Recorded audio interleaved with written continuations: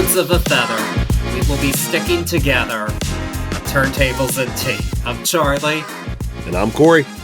And this week we will be discussing Billie Eilish's Hit Me Hard and Soft, if you couldn't tell from the intro. And we're doing it right after the Grammys because it was not this album and artists were nominated for 6 or 7 Grammys.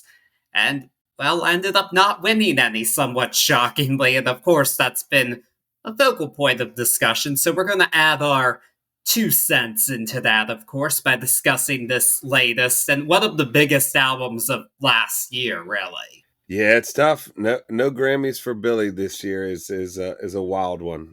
Not like she doesn't have like 9 already, but still kind of shocking.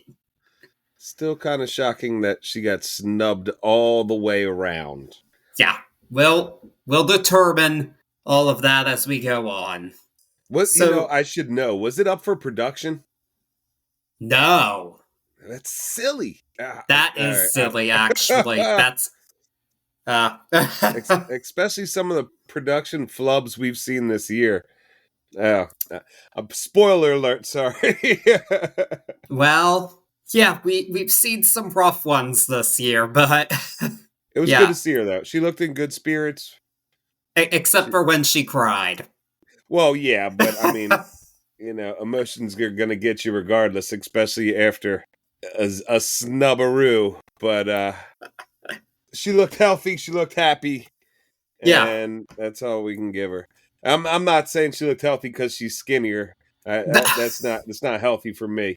She didn't look.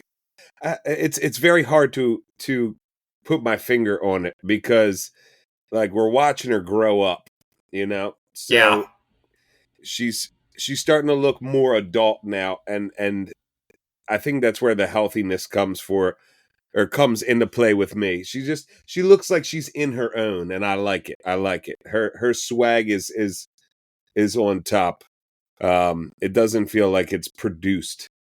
It feels like it's just her natural swag, which that's where the healthiness comes in for me. She was carrying herself well. I would agree with that during her appearance and performance too, particularly. Yeah. Because, I mean, she's had plenty of practice with the performing, though, because she's been on tour for a lot of the year at this point.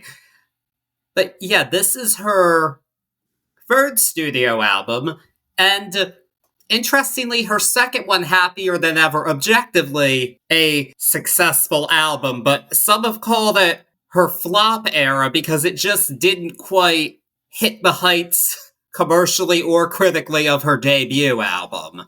But that was kind of an impossible act to follow. I mean, after all, sweeping the Grammys for your debut album only happened one time before. You just can't quite beat that. Yeah, and we'll get into it. Me and Charlie started to talk about it before we hit record today, but there's a lot of elements that go into that, and I don't think many of those are negative. I think there's a lot of positive in this. If you want to call it her flop era, I guess you can go for it. But really look at who she is as an artist, her and Finneas, both, and their evolution inside of it. Inside of that, knowing themselves and doing it for themselves. There's positives all throughout that for me. Yeah, and Billie Eilish is one who occupies somewhat of a different space in that she's an alt pop star. Like, she's one of the biggest names in music, but she is an indie chick at heart. That's really what it is. Like, she wasn't inspired by Lady Gaga, she was inspired by Lana Del Rey. That's... yeah. And Lord, like, that's who we're talking about here. So, success is measured a bit differently for her, and she, either way, has a very devoted fan base. She does indeed. That's really what's always captured me with her is the edginess, and not to sound contrived, but like all the way back at Bad Guy, it was like, oh, who's this girl coming out of nowhere? Little cutie pie, but she's way off the the edge there, and she's pushing the limits here. And on top of that, this is back at Bad Guy. Like, I'm pretty sure she has a really beautiful voice inside of this. And now, through the years, we've got to see that more and more. Yeah, because, well, we talked about this when Bad Guy was a hit. You were on board with her, I was not. I couldn't stand that song, and I just was like, I don't like this style of singing. I don't like this whispery kind. I just was not here for it. I thought at times it sounded a bit flat. I did begin to turn a bit of a corner with her, though. No longer was going to call her Billie Eilish after now almost 2 years ago. That's insane to me. But the moment where I started to get it a bit was actually What Was I Made For, which was from the Barbie soundtrack. And it's not a song that I've really gone out of my way to listen to on its own, but it was used really effectively in the movie. And I thought, yeah, that was actually the perfect song and performance for that particular point. Like, she really hit the nail on the head with that song for that movie. And that was a rightfully acclaimed song. It won Oscar, Grammy, and all deserved. I do think it was a good song, and it served its purpose brilliantly, I would say. Brilliantly. Not to get too far off topic, but we're talking in the last 2 months. I finally sat down and actually the first time just caught it while it was on, and now I have watched it total of 3 times. It's her that song period is perfect, but way better than I thought it was going to be. I didn't really read into what it was about and how it was carried. I heard this and that about it, but pretty cool way to do a Barbie movie. I know I'm way behind the times on that, but just speaking of it, it was as well done movie wise as that song was perfect for the movie itself. I agree. Better late than never. At least you saw it, because it's a interesting film at the very least, but also an entertaining one, I think. Agreed. Yeah. So, really, though, that was kind of the in-between soundtrack song. Interestingly, Dua Lipa had that moment, too, like an in-between era soundtrack song with the same movie, before they started the next album proper. We already did Dua Lipa's Radical Optimism. This one was, at least in the US, more anticipated, because it was a new album from Billie Eilish, and she was just working on this throughout the year. Other than What Was I Made For, this was just what she was working on, and sure enough, it was announced like a month before the release or so. And I remember noticing the cover art's pretty wild for it, and she said that she went actually underwater without goggles or nose plugs, with weight attached to her shoulders, and that was a really painful experience, and it took 6 hours. And Billie, you don't have to suffer for your art like that again. It's a cool cover, but please don't do that again. Yeah, it's a badass cover, but when I read her talking about like the weights and underwater, it pure anxiety ridden feelings trying to just relate to being inside of that. It's a really cool cover, well done, awesome practical effects. Kudos to you, but we're in the age where you could have not almost drowned yourself. Yeah. That's just me. I really love the final product. It's such a cool album cover, but man, that it just sounds like the scariest shit out there. 2 minutes at a time, she was saying. Get out of here with that. Yeah, that was frightening. I was like, girl, please, never again. Don't. It's not worth it. It's not worth it. But yeah, it was announced the album, and she decided to do a somewhat similar strategy to Taylor Swift these past couple of albums. No advanced single. Have the single come out with the album, because she's big enough to do that. And that was what happened. But speaking of Taylor Swift, it's where this all gets so interesting. So this would, if not for the Tortured Poets Department and the fact that it's a double album with over 30 songs that can get constant streams and all the variants being released, it just wouldn't leave the number one spot. This album actually only debuted at number 2 on the Billboard Hot 100, even though it sold well over 300,000 equivalent units its first week. So that's pretty insane that you get those numbers first week and don't debut at the top. And there was talk about how Taylor was unfair to Billie. I hate to say it, Taylor Swift is a shark, and that's business, and she was just playing the game. Yeah, I mean, I'll even put Machine on that, and I know both of them try to stay out of the Machine as much as they can, but, I mean, right now, pop culture equivalent is like Superman comes out July 11th and Fantastic Four comes out July 25th. Like, way too close together in my eyes, but that's not on any of the actors. You know what I'm saying? Unfortunately, it comes down to crude business and trying to sway the market. Fortunately, we get to sit down and talk about it without any of that nonsense, pulling us down. Yeah, that's all past. And it debuted at number 1 in just about every other country, it seems. So I don't think she's hurting, is the bottom line. It's okay. And the critical acclaim was also quite noteworthy. It has a Metacritic score of 89, so one of the highest of the year immediately. It was like close to Cowboy Carter, which was kind of crazy, and I was kind of shocked by it. I was like, wow, okay, I think I actually need to listen to the album now if it's getting this high of a score here, even though I'm not the biggest fan. I listened to it once and noted some things about it, then kind of just, I didn't return to it, because, we're doing this show, we have other things that we have to dive into, we had other stuff to do, but Grammys seemed like the perfect time to get into, because it was inevitable that this would be nominated for Album of the Year, because both of her previous efforts had been, and she won before. Yeah, I thought she was going to win it. For real. I'm trying not to go too far into spoiler territory. I wanted to see her get some kind of accolades.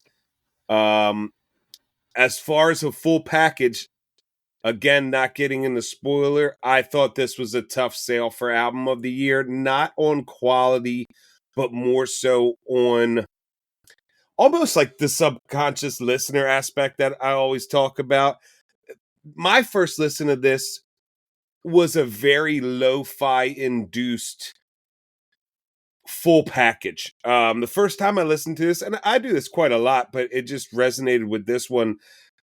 Earphones on and not looking at track listings or not looking at when tracks start and finish. And I had to stop sometimes and figure out if I was in the same track. Really, on that lo-fi setting, I thought it was going to be a tough sell. There's insane moments on this. There's beautiful musicianship and production throughout.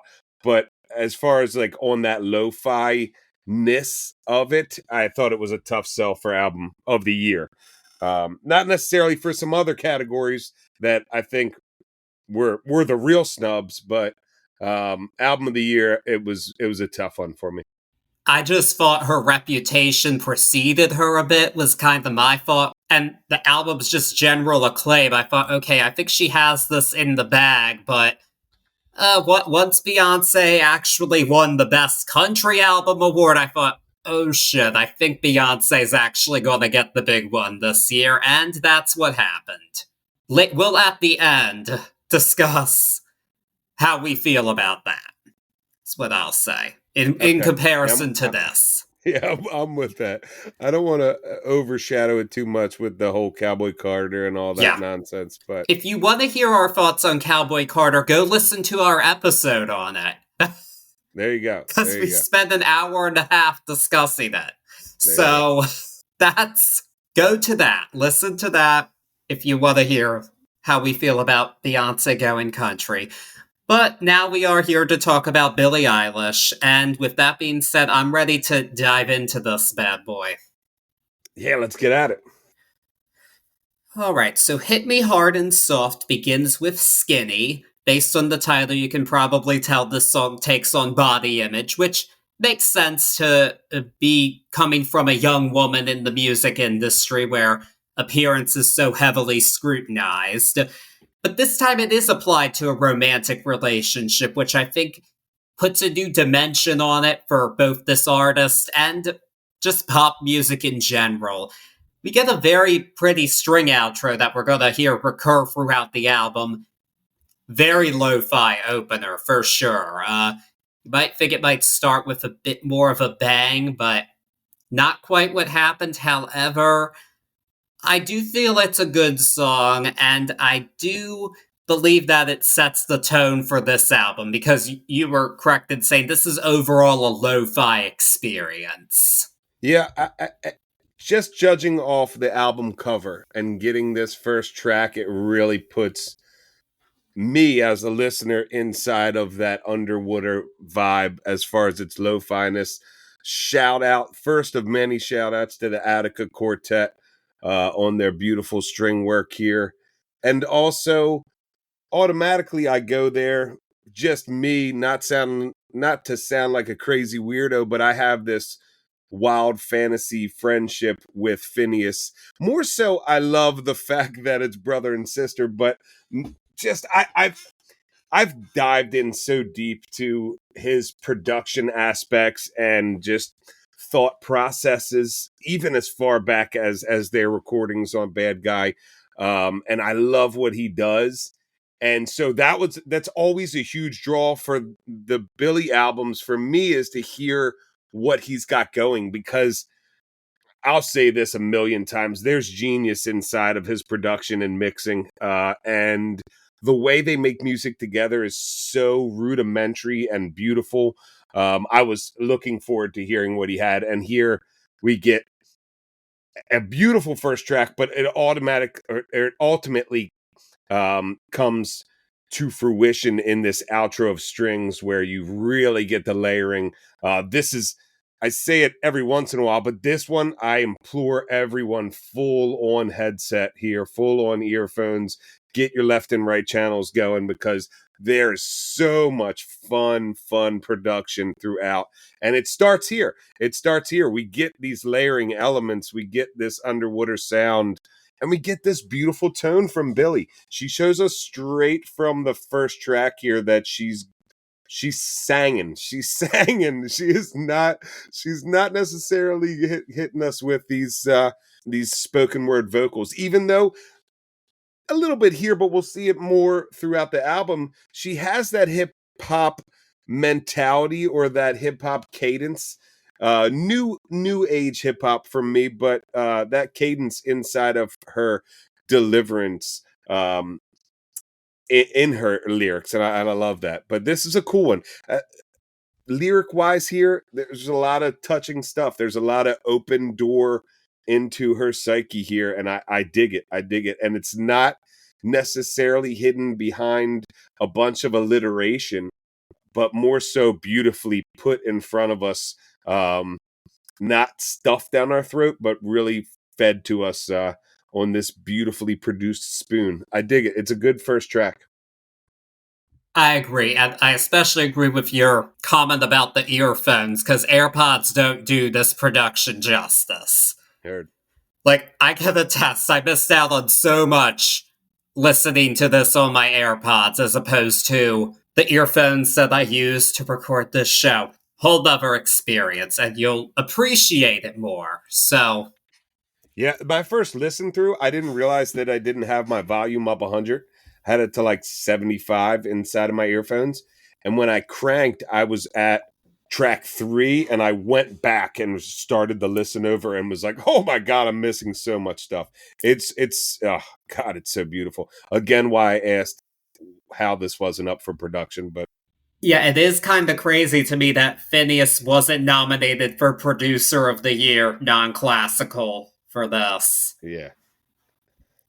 Because, yeah, it's pretty wild what that man's got going on. And some of his boldest work is on the next track, which is Lunch, a very queer love song, because Billy wants to eat that girl for lunch. That's the song, and I have to say, back when I listened to this not long after it was released, I was actually floored by this song because I thought, one, this is a very catchy pop song, and two, this is sad to say, but even in today's age, this is a bold move for a bold song for an A-list musician to put out. I mean, Eilish is queer. That's not a secret. She was outed by Variety, unfortunately. And she's owning it, though. She's totally owning it. And you would think that this wouldn't be scandalous. However, we live in an age where LGBTQ themed books are banned in certain areas. So this still took some guts to release, particularly as your lead single and to make a video for it, even though it is radio friendly in its sound. So I really love this song, actually. I thought this is my favorite single she's done. Pretty shocked by this in the best way possible. I appreciate the boldness of it, and it works as a pop song. Yeah, it definitely works. And she don't play. She comes straight out. Eat that girl for lunch, and there is a little bit more alliteration and dancing around in a playful way here as far as the rest of her narrative goes, but it's really well done, and it's radio friendly because it hits the ears correct, but it's also one that you can take a deep dive and really. I have quite a few chuckles sitting back and laughing at, like, oh man, girl, you, you laid it all out here. It's a really, really cool crush love song. Yeah, I'll say love song, but crushing song here. I love it. Production wise, I think it's maybe as close to the rudimentary Billie Eilish sound as we can get. And by saying that, I will also lump in that this is an evolution piece in my opinion for both of them, where I hear these sounds that they've worked on throughout their career together, and this is next level. I really enjoy it. I enjoy it so much that I didn't realize that I had been playing. I didn't realize that it was off this album, but I had been playing this on Fortnite for gosh knows how long now. It's been in Fortnite Festival, and as soon as it came on, I was like, "Oh, the Fortnite song." But here we go. I actually had 3 of these songs in my in my listening queue, so to speak, because of Fortnite Festival. Billy got a nice little season piece a couple months back, but this one is a jam piece. I really enjoy this. That's kind of. I'm sorry, I can't help but notice that's kind of funny that Billy got in there, yet Taylor didn't with her own song Fortnite. It's Yeah, kind of yeah. funny. You never know with them and how they're getting these artists set up, but I it don't looks like blame him. Taylor. Yeah. I think this Ariana's is. in there. Snoop's in there. Shit. You'd be surprised how many artists Metallica's in there. I Of did all know people. that. There's some cool artists so far. But yeah, it was a neat one to sit back and be like, oh man, I've been rocking this in Fortnite and not even realizing it. I mean, it's that song. Heard. Yeah. And is this next song in Fortnite too? It seems like it. Yep. I had a feeling it would be, because this is a nerd song in a lot of ways, the next one, which is Chihiro. This song was inspired by the movie Spirited Away, and it's funny that they say that. It just builds and builds, and this song actually totally reminds me of Daft Punk, which I never thought I would hear from Billie Eilish, but here we are. That's what this song sounds like, and I have to say that throughout this album, I have kind of a hard time connecting with Billie's lyrics. I don't know, there's just a disconnect with me. But musically, this is so wild, I just want to keep going back to it. It's a really neat song. This one, it's a wild little tune. I like that it was inspired by a movie. Just, yeah, bringing back the Daft Punk, because we don't have it anymore, so we gotta get it somehow. Yeah, we do. We do. We actually, little side note, they did a live studio session like 3 weeks ago. I got to send it to you. I saw it 3 weeks ago. And it was Mark 2024. I didn't dive in to see if that was real, but it was pretty unique, especially since one of them exploded in canon. But back to Billie. I can see where you're at on the Daft Punk vibes here, man. That bouncy, funky, robot-like bass line is such a grabber.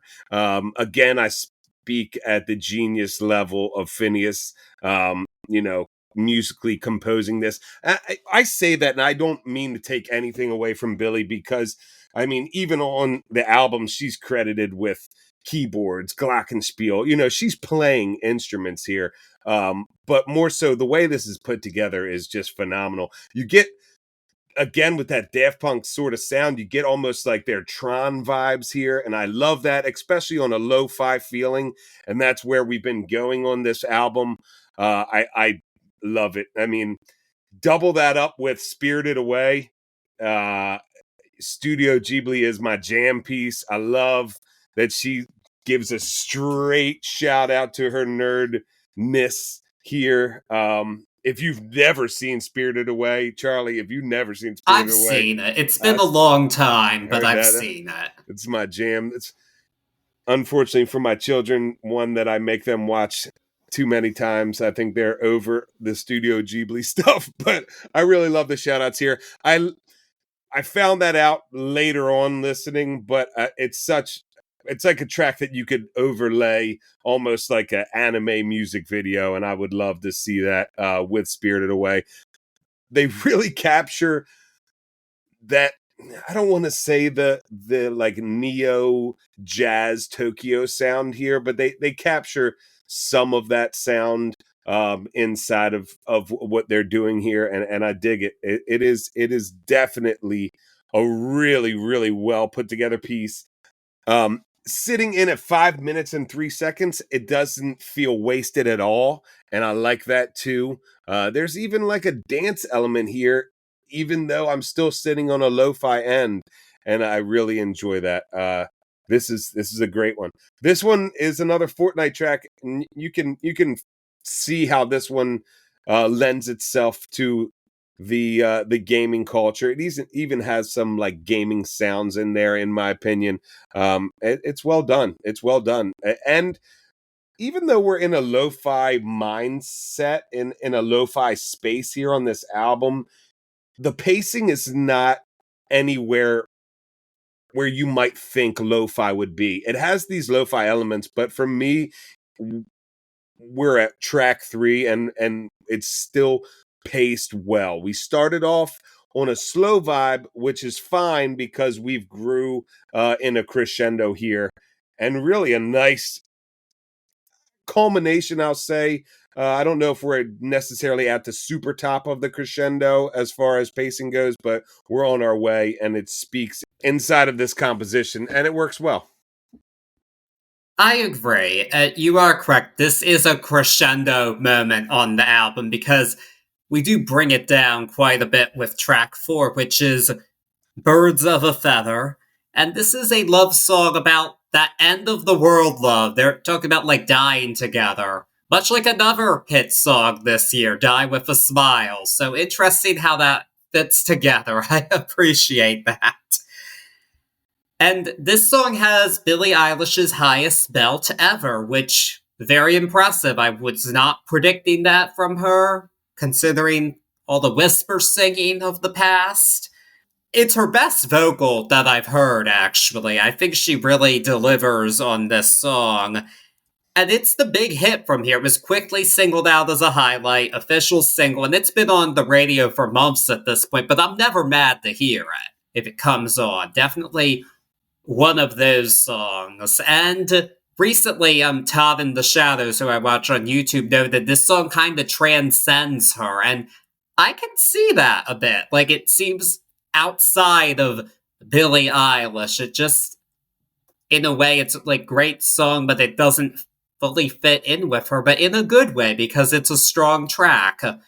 And it's the song from this album. People love it. She performed this and a couple other songs at Fire Aid, which was the big benefit concert for the LA wildfires. And that crowd, they went crazy for her, but they really went crazy for this song.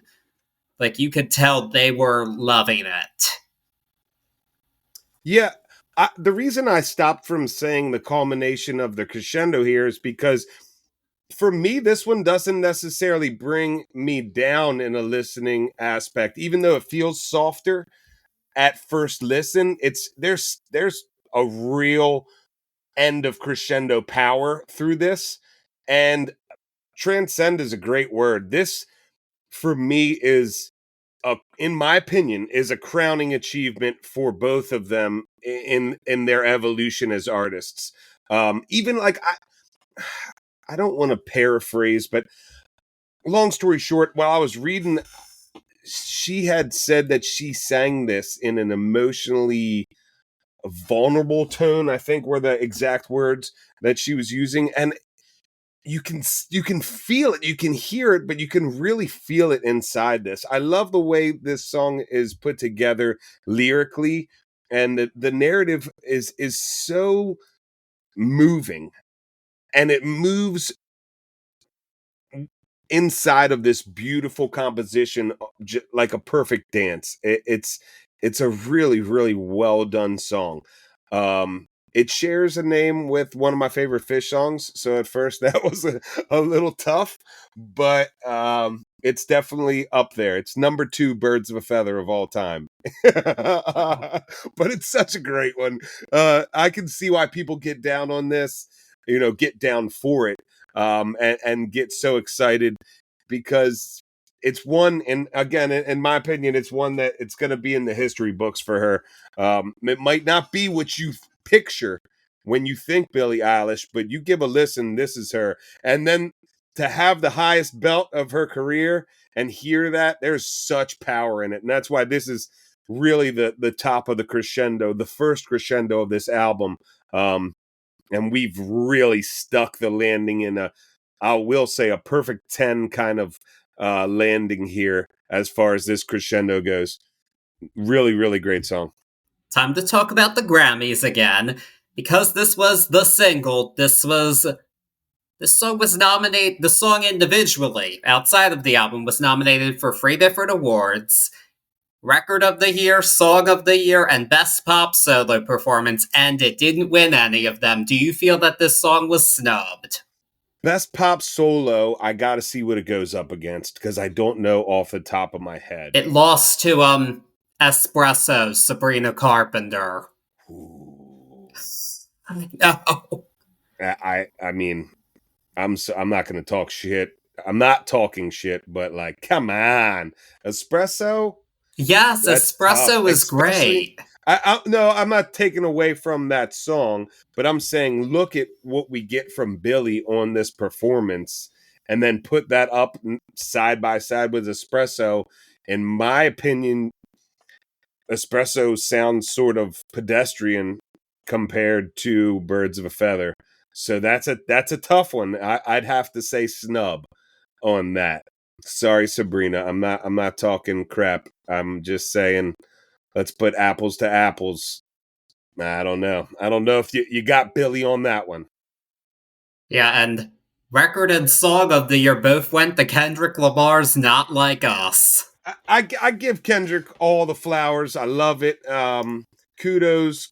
That's a tough one, man. That's such a tough sell between I said apples to apples on Sabrina Carpenter, but that's apples to oranges right there.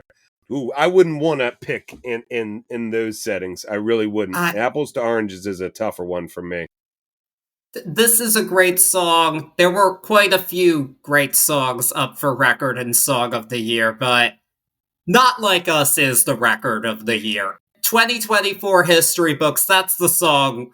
They were on the pulse this time. I gotta give it to the Recording Academy members. They knew what was going on when it came to that. I was kind of shocked it won both awards, but I'm not mad at it. I don't think this song was actually snubbed, I'm sorry to say. Not up against Not Like Us. Yeah, but Sabrina... I'm not mad at that one either, actually. I don't know, man. All right, well, see, we're going to go down a rabbit hole here, but I'm with you on... It's tough for me. Is it... Because when I think judging for Grammys, I don't think of putting in, like, how pumped did it get people, or like what pop culture reference does it have for the year and things like that. For me, it's like, all right, let's listen to these songs, fully base them on their musicality and presence, and go forward with the best one. I don't agree with the Carpenter. That's valid. Yeah, I think Not Like Us gave us the best of both worlds, though, but spoiler alert, we might be talking a bit more about it later. So but enough about Kendrick Lamar. Back to Billie Eilish. We're now at the end of, I guess, side one of the album. It would be, which is Wildflower. She also did this one at Fire Aid. And this is an acoustic song. It's a unique situation Billie finds herself in this tune. It's her comforting a girl after a breakup, only to date this girl's ex afterwards. So she's, pretty messy. And she's expressing the regret that comes with that, because objectively, that's kind of shitty. But I guess it happens, as we hear in this song. According to the genius on this song, the title might be an allusion to Wildflower Cases, because she was connected to the owner of that brand.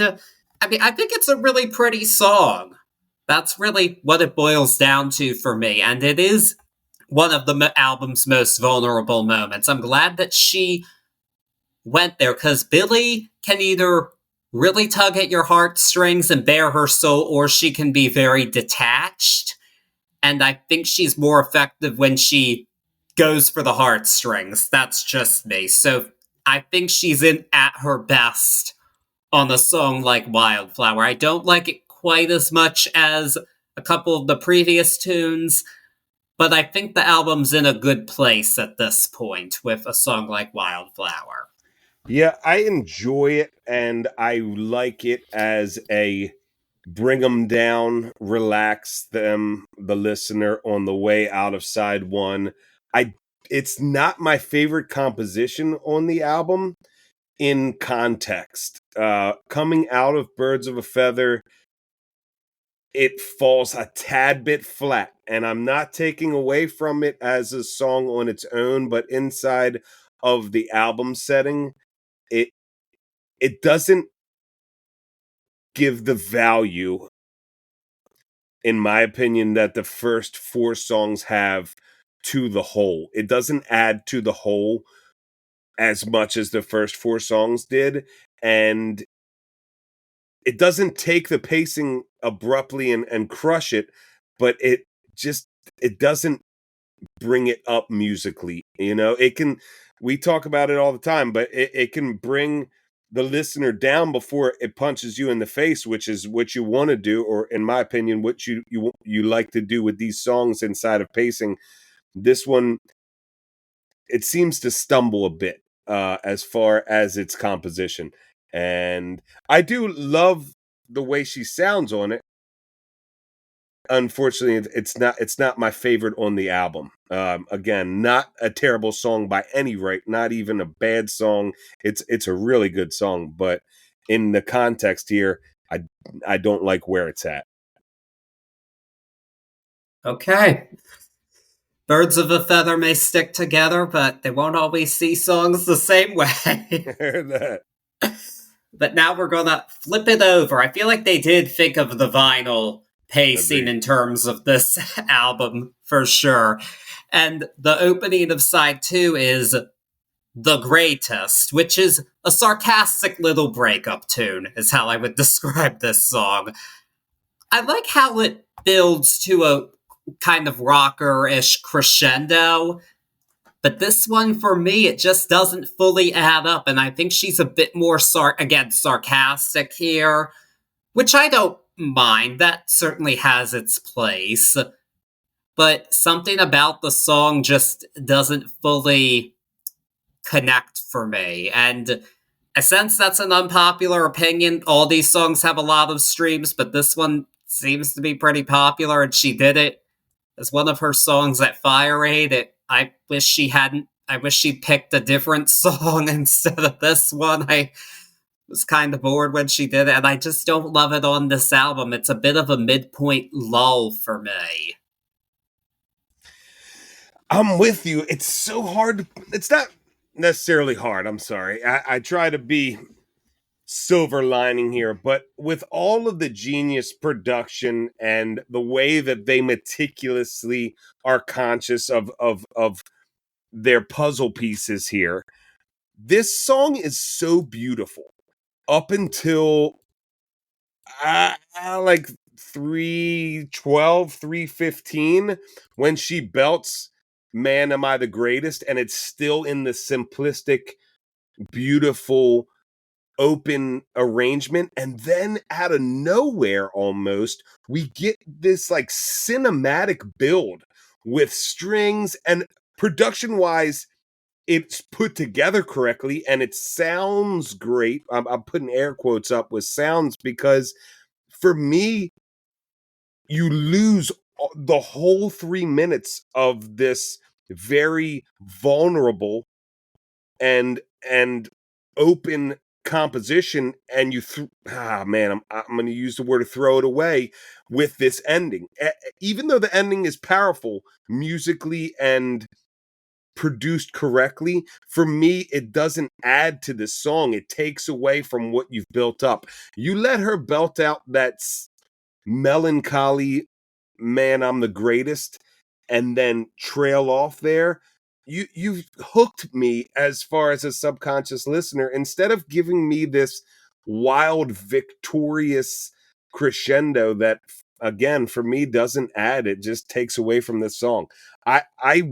I keep going back to this song to tell myself I'm wrong there, and I can't get over the harsh contrast at like 3:15. It's tough. It really is tough. So it starts off as such a great side 2 opener for me. It's so vulnerable, and I lose it by the end. For me, this is a case of overproduction. And again, diving into Finneas and Billie, and the way they work together, they're very mindful of not doing that and working out tracks for umpteen million times before they sit down perfection. So I know this was a conscious choice, and I know this wasn't like off the cutting room floor, but unfortunately, it doesn't hit correctly for me by the end of it. I can see where you're coming from there, but get ready for some more of those changes. Yeah. For the rest of the album, because we've got a lot to cover in terms of transitions, especially on this next track, which is L'amour de ma vie, which is the love of my life in French. And it starts off as a mid-tempo little jam piece, very sedate. I think that part's kind of okay. She sings it in a pretty detached manner, even though she's saying you were the love of my life. Okay. But then at the 3:11 mark, we get a vocoder effect. Then we go into a dance track. So it's a whole nother song, and that part of the song is actually called Over Now. There's a whole separate extended version of this bit that even got nominated for Best Dance Pop Recording at the Grammys, lost to Charlie XCX, which isn't really surprising considering it's Charlie XCX's Brat Summer year, so not surprised she lost it. I was floored the first time I heard this song, actually, much like I was with Lunch, because like that transition, I was not expecting it, and I love the second part of the song especially. I kind of would hope that she does more songs like this in the future instead of all the moody, mid-tempo, lo-fi stuff. Like, I'm glad that we're picking it up a bit and going with the full auto-tune here. And I'm gonna say it, it's a bit of a Share Believe kind of vibe with that second part and the vocoder effect. Just a tad. And I'm digging it. She said this song was about two people, but it flows together really well. This is a major highlight for me. Oh no. It's a major highlight for me until that vocoder piece. It's two different songs, and I dig when I read it being about two people, and I can understand it. And it's a grower, don't get me wrong, but I'm so in love with the first half of this song as far as the way she goes for, I can only describe it as like an old-timey, really bent notes in her vocal and that glockenspiel work here. And I dig it. I love it. It reminded me in a weird way of like some old Beatles, and I don't know why. But it did. And when we get to it, even though it breaks open, again, I don't think this is an example of overproduction. I understand where they're going, but it's almost so, it's almost too far apart in its contrast that you lose me a bit when we get to. I can see we're going on a share tip, but I don't know. It seems too far apart from me. This is a tough one. I again, a grower. I keep going back to it, but I don't know if it's a super highlight for me. After the 3 minute and 3:20 mark, it's tough. It's tough. Oh. I don't like that vocoder voice, man. Going back to some Marauder stuff, and I dig the Marauder stuff, but this one's tough for me. This one's tough for me at the end piece. I'm We sorry, are liking we're not on liking the different same parts of these songs.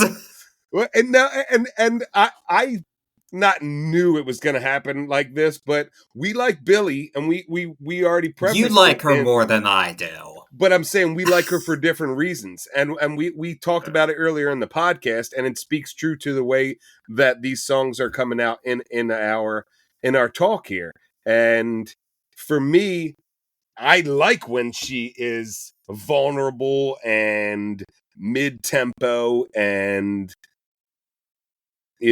pushing the edge there. I don't necessarily dig when she's 100% in French disco. But that's just me.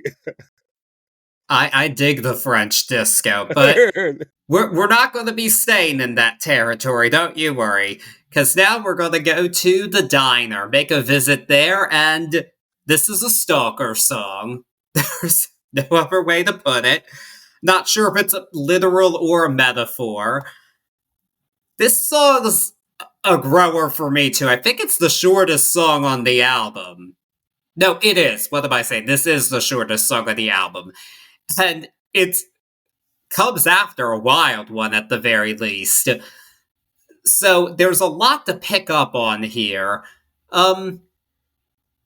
The singing on it's not my favorite. Again, it's a bit detached. I'm not quite sure what she's going for with that. Or if she's going for something, I'm just not getting it or connecting with it or whatever.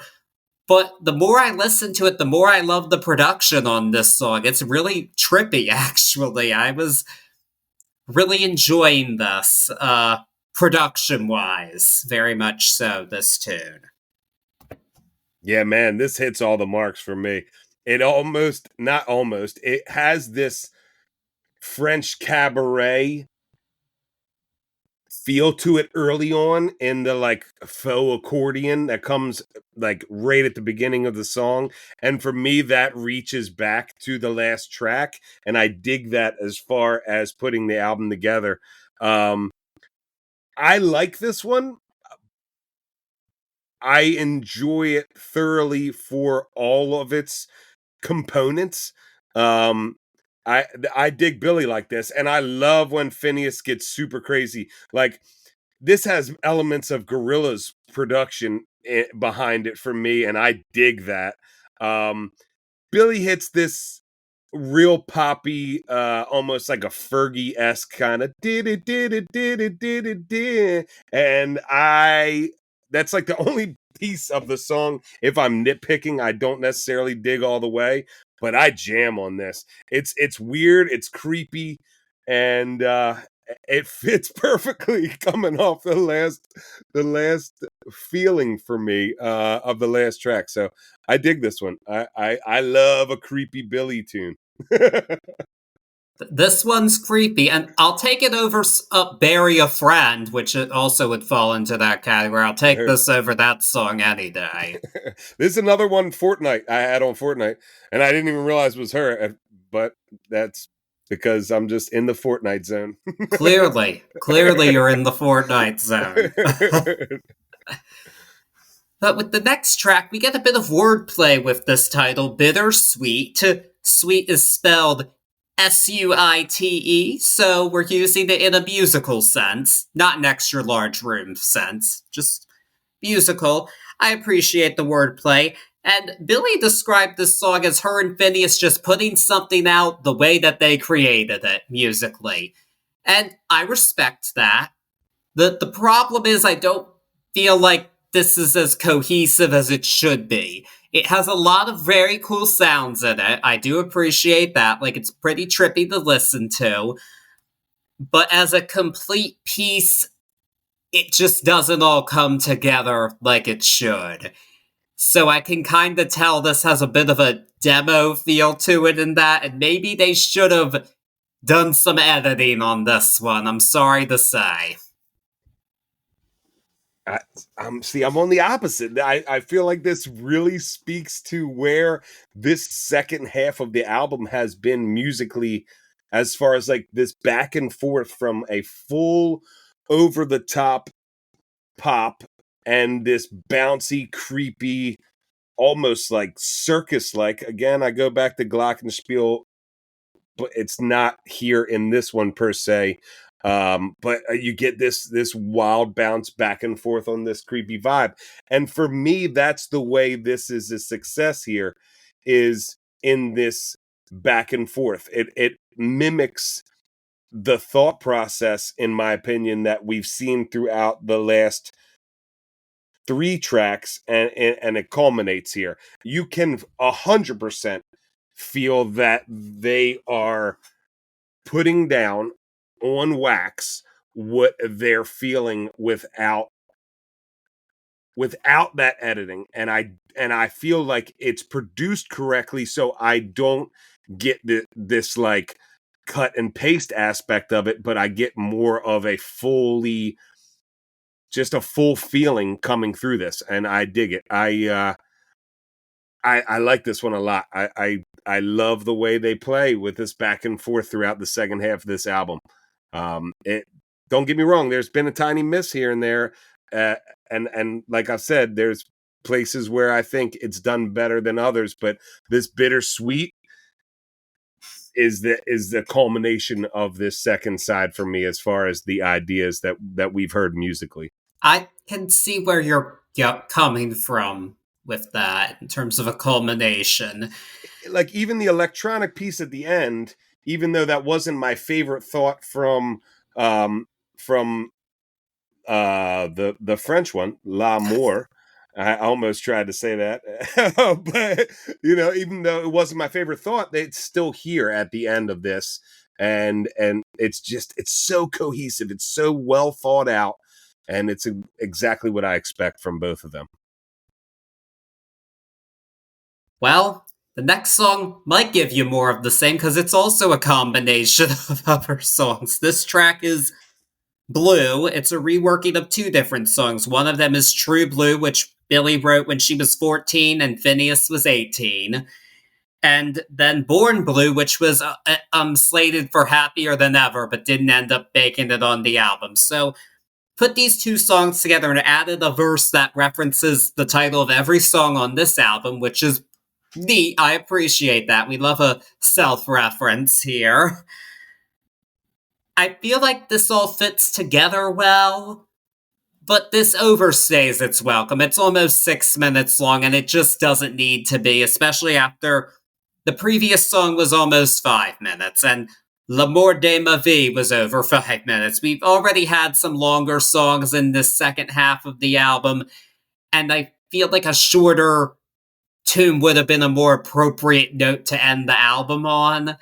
And this could be at like 2 minutes shorter, I think. And no way. I'm so in love with the production of this second half of this album that I couldn't think of a more fitting way. Unless you name this Blue Suite as well and really make this another sweeping, or really title this as another sweeping suite, because we get so much exploration here.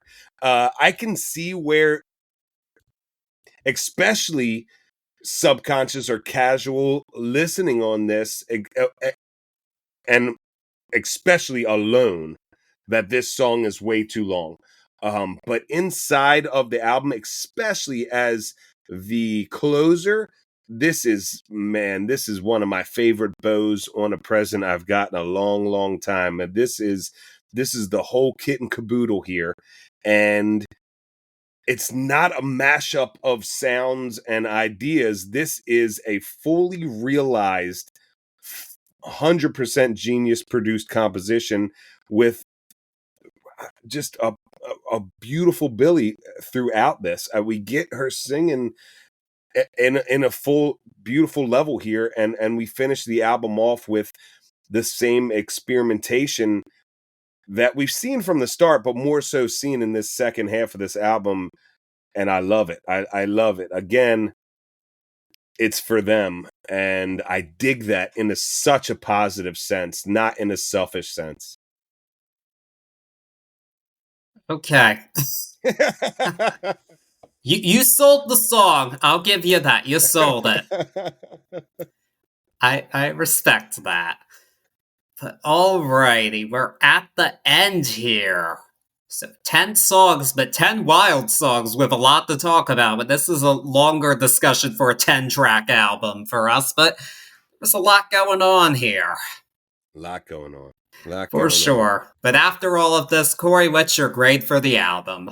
Oh, Billie Eilish, hit me hard and soft. You did exactly that. I think you lived up to the title here.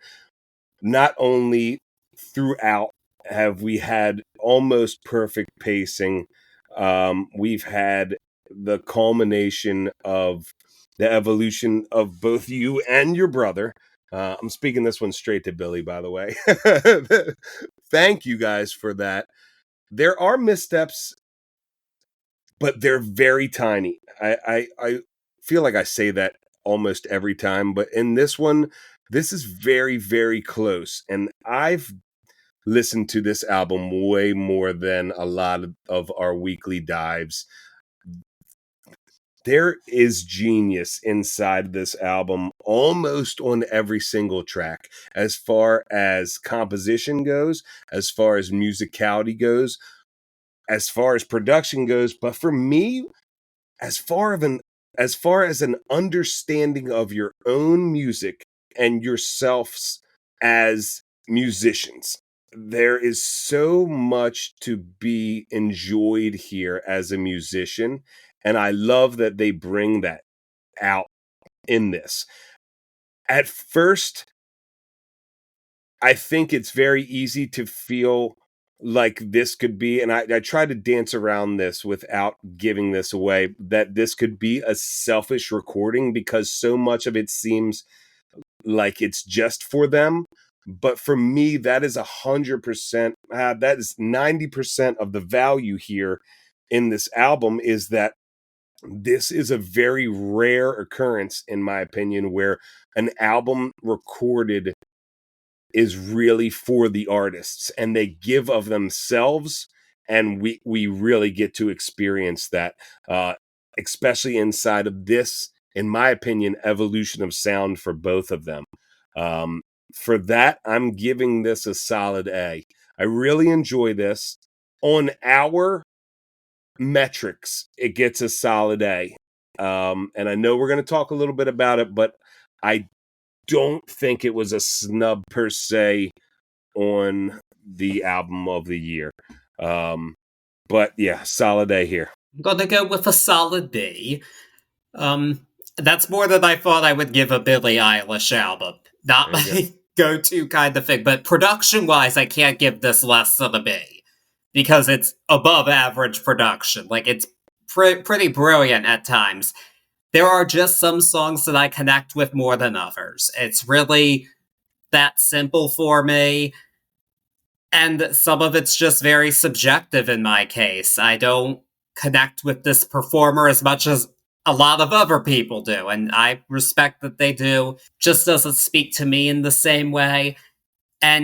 But it's still a really cool thing to listen to, and it does show a lot of evolution of the sounds that Billie and Finneas have come up with in their time. And I like her singing a lot more on this one, too. That improved leaps and bounds for me. So I'm very comfortable giving this a solid B. And I can understand why people would give it an A and really like every song on it, which some do.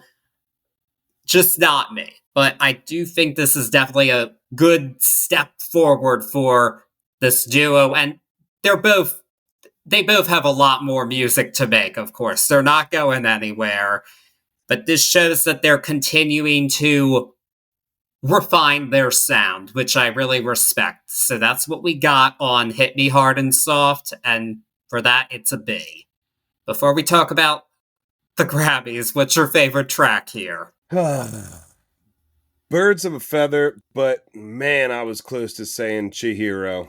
It's tough for me. Chihiro, yeah, I'm going Birds of a Feather. I'm with you on that. I would have said L'amour de ma vie, if only for the second part, because I love it so much. But as an overall track, yeah, Birds is transcendent. It's a great song. I'm never mad to hear it. I think you just want to keep driving home that I couldn't pronounce that title. Really? Okay. I'm joking. Okay. But yeah, no, I'm with you. It's a good one too. Yeah. But now, so you do not feel that this was snubbed for Album of the Year, because it did lose to Cowboy Carter, which we covered here, as I said earlier.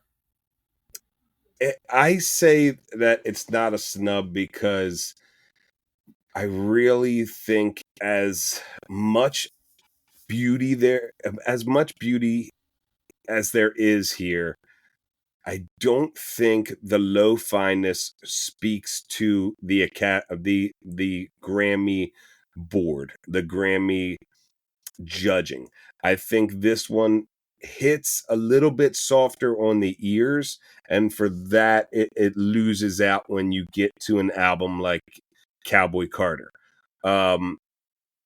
Again, I talk about how I in a perfect world how I think it should be judged. Do I think it's a snub because Cowboy Carter was necessarily picked, like you said, with pop culture in mind and moments in mind? I think anything is a snub when you're not judging it solely on its music. But as far as a fully rounded out album, it's tough to say this one was a snub for me. That's fair. And to be clear, I think that if a song or album has cultural impact in addition to being quality music, I just feel that gives it bonus points. Okay. In my book. That's part of why I am repping so hard for Not Like Us, because it's like, yes, I think it's a great song, but it's also so impactful.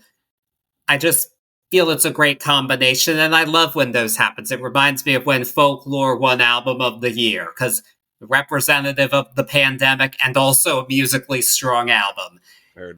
And that is an important point, because when it comes to Beyonce winning, there are different schools of thought on it. Like, some will say it's just because of Jay-Z's speech last year. Some will say it's more of an achievement award and she should have won for a previous album instead. I mean, I saw one of our friends compare Beyonce winning Cowboy Carter to Leonardo DiCaprio winning an Oscar for The Revenant. How so? Because it wasn't her best work, but they had to give her an award. Oof. I see. For me, you got to go with the albums that are there.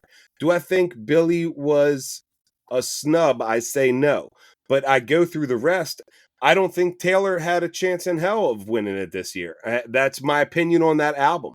And hot tea take. And I don't think we've had one on this episode. I said this to Charlie off recording. Carpenter ends up a little bit too cookie cutter for me to be album of the year. There's good stuff there, but it's not album of the year for me. I'm not super familiar with XCX like that, so I won't weigh in there. That could have been a snub, but when you look at them, it's tough, man. I don't think it's a snub. I don't think it's an achievement. I think it's very easy to say that it's an achievement because it's for her country album. But if I look at who it's up against, I think that's what I would have picked for album of the year out of those 5. I mean, I think I would have too, and I really enjoy Brat a lot, but I do think some of its subject matter is not for everybody. I'm just going to put it that way. Okay. I can see why it would have rubbed some folks the wrong way. And we did Cowboy. I'm just going to talk about the music on the album strictly, which we did. It's a strong album. I didn't like it quite as much as Renaissance, but it's a long album. There's good songs on it. It took a lot of risks, and a lot of them paid off for the most part. We both agreed that it was a strong album and gave it a good grade. So I'm not mad at one, and we can discuss the merits of it or whether or not it's really country or whatnot, but it all lined up for Beyonce this year. And as soon as she did actually win Best Country Album on the telecast was when I realized, oh, Billie's not winning Album of the Year. I thought Taylor didn't deserve it. I thought maybe she had a chance because she's Taylor. But fortunately, no, that she got no awards this year, and I don't think she should have for that album because it was not her best work at all. I hope it motivates her to do better for the next album, actually.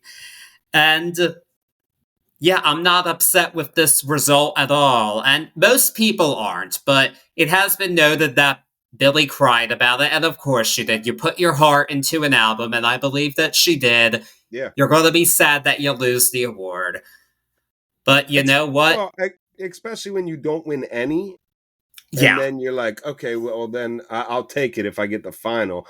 I'm projecting on it, but she was heartbroken. Rightfully so. Rightfully so. As any artist who puts their heart into it.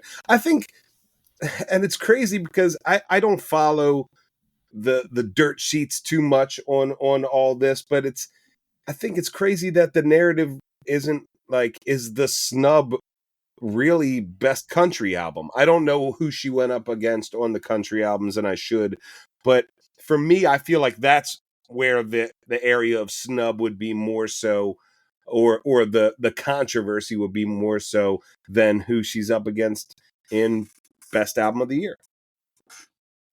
Well, that's very fair, but there are people that simply hate the fact that Beyonce made a country album and didn't want to judge it fairly because of that, and I don't really respect those opinions because I think we should judge the music fairly. And you know what? On one hand, I am glad that Beyonce won because we got to avoid another year of people whining about how she didn't win Album of the Year again. I'm glad we're avoiding it because even if she puts out a good album, it just gets overblown each time, and I'm glad we've ended it. We can't say that she hasn't won anymore. And it lined up for her this year, and it's a good album, so... Yeah, I'm with No Snub. And for anyone that's still up in arms about her doing a country album, just get over it. Yep. Get over it. Not a snub. Not a snub. No, it was a tough year. It was just a tough year all around. Real powerhouses competing against each other in a way we haven't seen in a while, really. Agreed. Because so many of these albums just had that impact this time around. But speaking of Grammy winners and impact, we talked about him already. He's performing at the halftime show for the Super Bowl this year. It's none other than Kendrick Lamar. He's on top of the world right now, and while Not Like Us didn't appear on an album, he did put out an album right in the wake of it. It's called GNX, and we're going to be discussing it next week after his halftime show performance. I'm sure he'll be performing at least a song from this new album, which has been really well received. And we're going to have our friend Jerry Confor come back. He discussed Coldplay with us last year, and he's a big Kendrick fan. So he'll be diving into this one with us too. And I'm excited to hear a producer's perspective on GNX, because there's a lot to discuss production-wise with that album too, as there is with this one. So really looking forward to discussing that album. And of course, follow us if you haven't already on social media, and subscribe to us, rate us, all that good stuff. Really excited to be discussing the Grammys, and next week we'll be discussing the Super Bowl. We're on top of things. Oof, this is going to be a wild one. We're in store for some conversations, to say the least, on this one. This is going to be, I'm excited about this, but there's some conversations to be had inside this album. So buckle up on this one. Yeah, I'm excited for sure. Possibly the most excited I've been to do a hip-hop album on this show, actually. Here we go. We go. I'm really excited. So, yes, try not to squabble up with anybody, and turn the TV off so you can listen to our next episode. We'll see you guys soon. Peace!